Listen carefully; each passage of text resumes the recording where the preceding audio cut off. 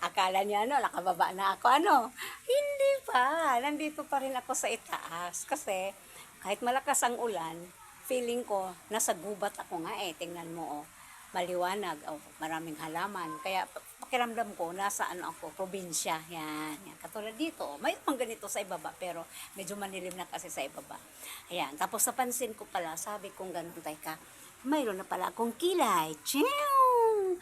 Mayroon na pala akong pilik mata. Ayan. Mayroon na rin akong buhok na nga syempre. Kasi nung una, pag Makati yung aking dito, pilik mata, binubunutan ko yon. Wala akong makapa. Ngayon, mayroon na. So, ibig sabihin, tumubo na. Ayan. Tapos, naisip ko yung kagabi, may friend akong tumawag. Tapos, nakatakip yung niya, ng parang panyo na malalapad. Sabi ko, ano namang ganap dyan? Ano namang pakulo yan? Yung pala, naoperahan din pala siya sa matres. Ay, ovarian pala, ovarian. Tapos, pagkatapos ng operasyon ng ovarian niya, pinapag-chemo siya. Tapos, after nakatatlong chemo na siya, kaya wala na rin siyang buhok. Mayroon mang buhok, pero unti-unti na kasi hininto do after ng tatlong chemo niya, hininto daw muna kasi operahan daw siya ulit kasi mayroon naman daw bumalik. Kaya tanong siya sa akin, uoperahan ka ba ulit? Sabi ko, ha? Tama na yung isang opera? Bakit ba? Kailangan talagang dalawa. Ay sa kanya daw, ni-required kasi nung inoperahan siya, parang nag-bleeding daw siya. So, ang kinuha lang yung pinakananay ng parang cancer stage 2 siya. Ako 3. Tapos sabi niya, nung nag-bleeding daw siya, tinigil daw yung opera at ang nakuha lang daw yung pinakananay. So, ibig sabihin, mayroon na daw mga galamay dito sa paligid niya. Kaya, yun daw ang uoperahan ulit ngayon. Kaya sabi niya sa akin, operahan ka rin ba ulit? Sabi ko, sabi ko, walang sinabi sa akin ang doktor, no? Tama na yun. Nag-i-enjoy na nga ako, di ba? Oo, nag-i-enjoy ko na nga yung aking pagkagwapo. Tapos, uoperahan ulit. Tapos, ang sabi niya, mayroon ding na pagkatapos niyang operahan ulit, mag-under ko ulit siya ng chemo.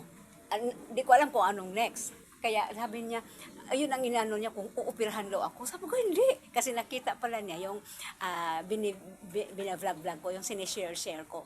Sabi ko, hindi, walang sinasabi sa akin ng doktor. Pero, ang sabi sa akin ng doktor, after nung chemo ko, na 6 cycles, ang sabi sa akin, magpa-radiation daw ako. Ha? Dok, kaya nga pa-radiation? Sabi ko, teka nga muna, manghihina na naman ako noon. Ang kahirap kaya nung mag-chemo na manghihina ka. Tapos, pag magpa-radiation, kasi naalaala ko yung tita ko before, mag-radiation, pag uwi pa siyang lantang gulay, sabi ko, teka muna, my body is the temple of God. Teka muna. Tapos mahihirapan ko na naman. O Lord, pagpabalikin mo yung cancer, bahala ka, basta i-enjoy ko muna.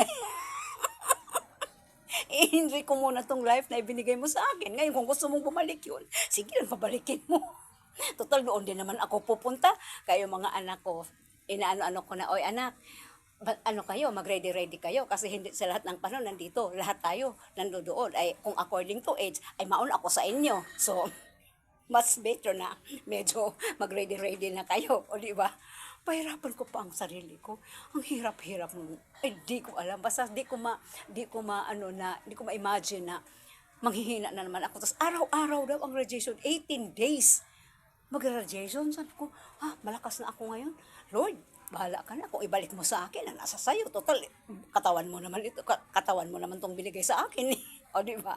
Kaya sabi ko sa kanya, i-enjoy mo lang. Ako sasabihin ng doktor nga, operahan ka ulit. Take it. And then, kung anong sinasabi niya, sige, sunod ka lang. Sa public din naman wala ka namang, yun na nga lang, magtyaga ka lang pumila. Ay, wala namang magbigay sa iyo ng 800, 1,000 sa isang araw, kapipila mo, hindi ka naman din abutin ng isang araw. Sabihin lang natin, abutin ka ng isang araw, kapipila dun sa public. Pero walang magbibigay sa iyo ng, kahit sabihin mong 600 ang isang araw mong pila, pinilahan mo yung 600. Kung nasa bahay ka, walang bigay sa iyo ng 600. Kaya, tiyaga ka lang pumila. Di ba? Sige na. Kaya lahat ng mga friends ko dyan, nga medyo mayroong manaramdaman, suggestion ko sa inyo, tanggapin nyo ng maluwag. I-enjoy, wag nyong iyak-iyakan. Oo, malungkot. syempre. Sino bang hindi malulungkot? Pero, mas maganda yung i-accept mo buong puso. Yun. Tapos, trust ka lang ni Lord. Parang ibigay mo. Bigay mo. Total, body naman, binigay naman niya ito sa ating body eh. Nasa kanya kung anong balak niya dito. Ganun lang. Ganun lang ang perception ko sa buhay. Binigay niya to eh. Kung halimbawa, kuhanin niya, edi, sa kanya na yon. Basta, pray lang tayo. Lord, ikaw nang bahala. Pero, gumawa ka naman sa part mo. So, in my part, ginawa ko na yung part ko. So, bahala na si Lord. Ganun lang yun. O, di ba? Bye-bye.